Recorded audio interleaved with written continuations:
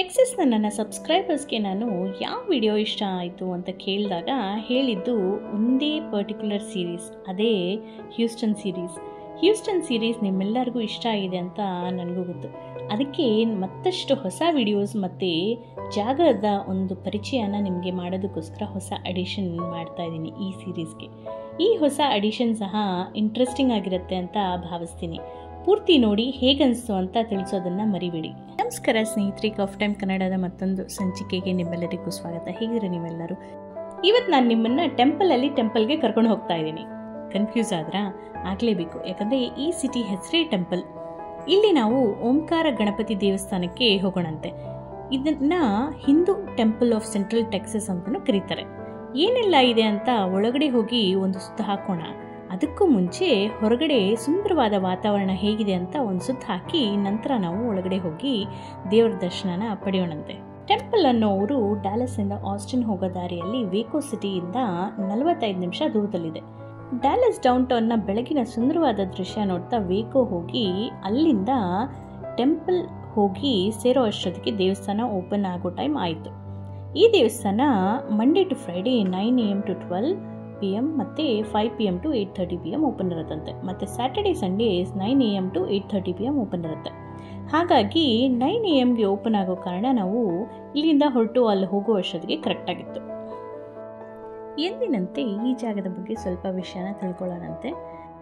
1999ನಲ್ಲಿ Madhava R ಭೀರಂ ಅವರ ನೇತೃತ್ವದಲ್ಲಿ ಒಂದು ಕಮಿಟಿ ಫಾರ್ಮ್ ಮಾಡ್ತಾರೆ.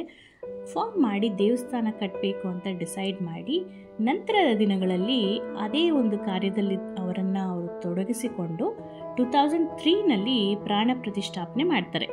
ಗಣೇಶ, ಪದ್ಮಾವತಿ, ವೆಂಕಟೇಶ್ವರ, ಲಿಂಗಮೂರ್ತಿಯಾಗಿ ಶಿವನ ವಿಗ್ರಹ, ಮೀನಾಕ್ಷಿಯಾಗಿ ಪಾರ್ವತಿ ಅಮ್ಮನವರು, ರಾಮ್ ಪರಿವಾರ್, ರಾಧಾಕೃಷ್ಣ, ಸುಬ್ರಹ್ಮಣ್ಯ ಸ್ವಾಮಿ, ಅಯ್ಯಪ್ಪ ಮತ್ತು ನವಗ್ರಹಗಳನ್ನು ಇಲ್ಲಿ ಪ್ರತಿಷ್ಠಾಪನೆ ಮಾಡಲಾಗುತ್ತೆ. ಹೋಮಕುಂಡವನ್ನು ಸಹ ನಂತರದ ದಿನಗಳಲ್ಲಿ ಇಲ್ಲಿ ಕಟ್ಟಲಾಗುತ್ತೆ. ನೀವಿಲ್ಲಿ ದೇವಸ್ಥಾನದಲ್ಲಿ ಈ ವಿಡಿಯೋದಲ್ಲಿ ನೋಡೋದಾದರೆ ಸಾಕಷ್ಟು ಹೊರಗಿನ ಪ್ರದೇಶ ಇರೋ ಕಾರಣ ಇಲ್ಲಿ ಹಲವಾರು ನಮ್ಮ ಊರುಗಳಲ್ಲಿ ಇರೋ ಥರನೇ ದೇವಸ್ಥಾನ ನಮಗೆ ನೋಡೋದಕ್ಕೆ ಸಿಗುತ್ತೆ. ಹಾಗೆ ಹೊರಗಡೆ ನಮಗೆ ಹಳ್ಳಿಕಟ್ಟೆ ಕಾಣಿಸುತ್ತೆ. ಈ ರೀತಿ ವಾತಾವರಣ ಇರೋದ್ರಿಂದ ನಮಗೆ ಎಲ್ಲೋ ನಾವು ನಮ್ಮ ಊರಿಗೆ ನಾವು ಬಂದಿದ್ದೀವೇನೋ ಅನ್ನೋ ಥರ ಅನಿಸುತ್ತೆ. ಇಲ್ಲಿ ನೋಡಿ, ನಾಗರಕಟ್ಟೆ ಸಹ ನಮಗೆ ಇಲ್ಲಿ ನೋಡೋದಕ್ಕೆ ಸಿಗ್ತಾ ಇದೆ. ಒಂದು ಇಂಡಿಯಾದಲ್ಲಿ ಇರುವಂಥ ದೇವಸ್ಥಾನದ ವಾತಾವರಣನ ಇಲ್ಲಿ ಸೃಷ್ಟಿ ಮಾಡಿದ್ದಾರೆ. 2020ಯಲ್ಲಿ ಭಕ್ತಾದಿಗಳು ಬರೋದು ಕಮ್ಮಿ ಆದ ಕಾರಣ, ಕೋವಿಡ್ ಇದ್ದ ಕಾರಣ ಇಲ್ಲಿ ಪೂಜಾ ಕೈಂಕರ್ಯಗಳನ್ನು ಲೈವ್ ಸ್ಟ್ರೀಮಿಂಗ್ ಮಾಡೋದಕ್ಕೆ ಶುರು ಮಾಡ್ತಾರಂತೆ. ಈಗಲೂ ಸಹ ಅದನ್ನು ನಾವು ಅವರ ಒಂದು ಯೂಟ್ಯೂಬ್ ಚಾನಲ್ನಲ್ಲಿ ಅದನ್ನು ವೀಕ್ಷಿಸಬಹುದು.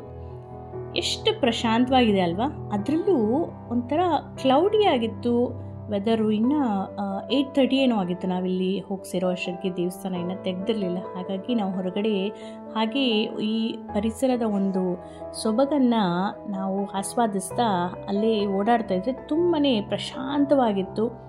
ಪ್ರತಿಯೊಂದು ಇಲ್ಲಿ ವಿಗ್ರಹಗಳನ್ನು ನಮ್ಮ ಊರಲ್ಲಿರೋ ಥರನೇ ಎಲ್ಲ ಮಂಟಪಗಳನ್ನು ಕಟ್ಟಿ ಚೆನ್ನಾಗಿ ಈ ದೇಶದಲ್ಲಿ ಈ ರೀತಿ ಮಾಡ್ಬೋದು, ಈ ರೀತಿ ನಾವು ನಮ್ಮ ದೇಶ ಒಂದು ಭಕ್ತಿ ಭಾವನೆಯನ್ನು ಇಲ್ಲಿಗೂ ತೊಗೊಂಬರ್ಬೋದು ಅನ್ನೋದನ್ನು ಇಲ್ಲಿ ಪ್ರತಿಬಿಂಬಿಸ್ತಾ ಇದ್ದಾರೆ.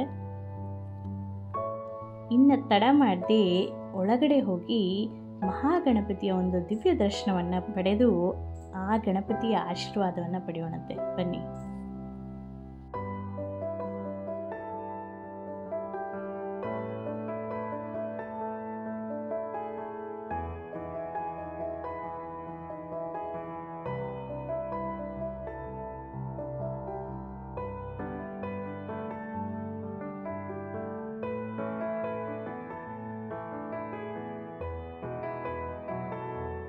ಈ ಸಣ್ಣದಾದಂಥ ವಿಡಿಯೋ ನಿಮ್ಗೆ ಹೇಗನ್ನಿಸ್ತು ಅಂತ ತಿಳಿಸೋದನ್ನು ಮರಿಬೇಡಿ. ಮುಂದಿನ ಸಂಚಿಕೆಯಲ್ಲಿ ನಿಮ್ಮ ಭೇಟಿ. ಅಲ್ಲಿವರೆಗೂ ಗೊತ್ತಲ್ಲ, ಖುಷಿಯಾಗಿರಿ, ಖುಷಿನ ಹಂಚ್ತಾ ಇರಿ. ಬಾಯ್.